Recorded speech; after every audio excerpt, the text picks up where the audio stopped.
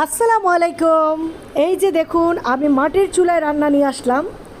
এটা হচ্ছে আমার মেজো ভাইয়ের বাসায় মুরগির রোস্ট রান্না করছি। আমার ভাবি বলেছে তুমি মুরগির রোস্টটা রান্না করো, তাই মাটির চুলায় তো রান্না করতে কার কেমন লাগে জানি না, তবে আমার কাছে অসম্ভব ভালো লাগে। যেই পরিমাণ আগুন মানে রাঁধতে বা এরকম যদি আমাকে সারাদিন মাটির চুলায় বসায় রাখা হয় আমার রাঁধতে একটু খারাপ লাগবে না। এই যে দেখুন কি সুন্দর করে আমি পেঁয়াজ, আদা বাটা, রসুন বাটা, তারপর হচ্ছে নারকেল বাটা, একেবারে সব কিছু দিয়ে, সবাই তো মোটামুটি কম বেশি রান্না করতে পারে, তারপরও আমি মাটির চুলার রান্নার জন্য শেয়ার করছি। এই যে দিয়ে দিচ্ছি টক দই। তো মানে এভাবে করে করে আপনারা রান্না করবেন। মাটির চুলা আসলে অসম্ভব মজা হয় খাবার, যারা তো খেয়েছেন তারাই বুঝতে পারবেন মাটির চুলার রান্না কাকে বলে। তো এই যে দেখুন, তো আমার এই ভিডিওটা করা হয়েছে অনেক আগে, আমি ভিডিওটা আপলোড করিনি, হঠাৎ করে দেখছি আমার এই ভিডিওটা রয়ে গেছে। তো যাই হোক, এই যে দেখুন, সরি এর আগে দিয়েছিলাম নারকেল বাটা, বাদাম বাটা, এটা হচ্ছে টক দই, এটা রূপসা বেকারির টক দই। দেখুন এই টক দইটা খুবই ভালো, রূপসার টক দইটা অনেক তো আমার এই ভিডিওটা করে দিচ্ছি, কিন্তু আমার মনে আছে এটা হচ্ছে আমাদের কে আরাফাত করে দিচ্ছে, আরাফাত করছে ভিডিওটা, আরাফাত আমার সাথে গিয়েছিল, তো ভিডিওটা করছে বসে। আমার অসংখ্য ধন্যবাদ এত সুন্দর করে আরাফাত ভিডিওটা করার জন্য। তো এই যে দেখুন একটু মরিচের গুঁড়ি দিয়ে নিলাম।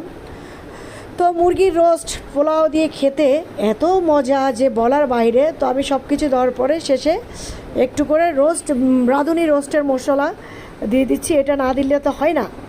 এই যে দেখুন আমি এখানে বসে কি সুন্দর করে রান্না করছি, মানে আমার এত ভালো লাগছে এই মাটির চুলায় রান্না করতে বলার বাইরে। তো এই যে দেখুন পুরা ঘামাই গেছি, কিন্তু ঘামাইলেও কিন্তু একটা আলাদা শান্তি। আরাফাত বলছে যে ভাবি আপনি তো ঘামিয়ে যাচ্ছেন, আমি বললাম যে এটা তো কোনো ব্যাপারই না, এটা কোনো ব্যাপারই না। তো এই যে দেখুন মানে কি সুন্দর করে আমি মশলাটাকে কষাই নিচ্ছি। এই যে দেখুন খুব সুন্দর করে মশলা কষাই নিচ্ছি আমি, আর আরাফাতের সাথে সুখ দুঃখের কথা বলতেছি। তো আরাফাত আবার একটু সামনে আনলো, যেহেতু সামনে নিতে পারছে না, ক্যামেরা ধোয়া উঠে ক্যামেরাটা ঘোলা হয়ে যাচ্ছে। তারপর আমি দিয়ে দিচ্ছি এই যে মুরগির মাংসগুলো। দেখুন এই যে দেখুন মুরগির মাংস, আমার মশলা কষানি কিন্তু শেষ। এই যে তারপর মাংস ঢেলে দিলাম। তো মাটির চুলার রান্নাটা আসলে কার কার কাছে মজা লাগে অবশ্যই জানাবেন। আমার কাছে তো খুবই ভালো লাগে, আর আমি রাঁধতেও খুব পছন্দ করি, যেটা বাস্তব কথা, আমার রান্না করতে খুবই ভালো লাগে। তো এই যে দেখুন আমি দিয়ে এখন সুন্দরভাবে কষিয়ে নিলাম। তারপর এই যে পেঁয়াজ বেরেস্তা, দেখেন পেঁয়াজ বেরেস্তা কিছু দিয়ে নিচ্ছি প্রথমে, পরে দিয়ে দিব, অর্ধেক প্রথমে দিচ্ছি, তারপর শেষের দিকে দিব। তো এই যে দেখেন চুলার আগুনটা দেখুন, চুলার আগুনটা একটু দেখুন, খেয়াল করুন, যে মানে আপনার শত্রু যদি থাকে কি বলবো, আর কিছু বলার নেই। তো এই যে দেখুন যে বাংলাদেশে যে ধর্ষণগুলো হয় না, বাংলাদেশে যে ধর্ষণগুলো হয়, ধর্ষককে যদি এই ধর্ষণকারীকে যদি এই চুলার মধ্যে দেওয়া যেত, মানে মনে একটা শান্তি পাইতাম, এই আগুনের মধ্যে যদি ফালাই দিতে পারতাম।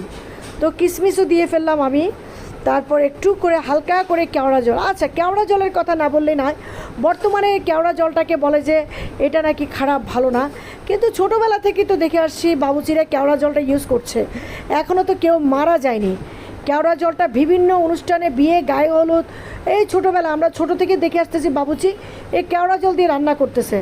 তাহলে এখন কেন বলা হচ্ছে যে কেওড়া জল মানে খেলে ক্ষতি হয়? কারো জানা থাকলে জানাবেন, আমি একটু করে দেই, ক্ষতি আর কি। বাংলাদেশ আসলে যতদিন হায়াত টানছি বাঁচবো ততদিন। এখন প্যাকেটের দুধ ঢেলে দিচ্ছি।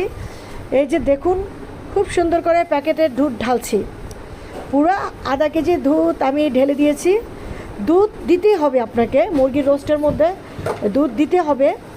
এই যে দেখুন দুধ দিয়ে দিলাম, এখন আমি সুন্দর করে দিয়ে দিব ঘি।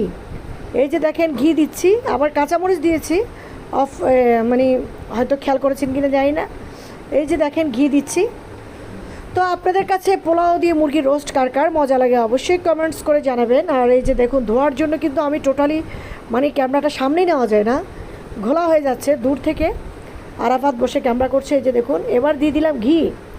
ঘি না দিলে তো স্বাদ হবেই না, আসলে বিয়েবাড়ির খানা বলতেই ঘি, পেঁয়াজ বেরেস্তা, টক দই, বাদাম বাটা, এগুলাই। হ্যাঁ, তারপর কেওড়া জল, কেওড়া জল তো দেয়। তো এগুলো হচ্ছে বিয়েবাড়ির খানা। যাই হোক রোস্টটা কিন্তু অনেক টেস্টি হয়েছে। এখন হয়তো অনেকেই বলবেন যে ও মা নিজে রান্না করেছেন তাই, না না না, কেউ খেতে চাইলে আমার বাসায় চলে আসবেন, রান্না করে অবশ্যই আমি আপনাদেরকে খাওয়াই দেবো। ভিডিওটা ভালো লাগলে একটু শেয়ার করে সবাইকে দেখার সুযোগ করে দিবেন।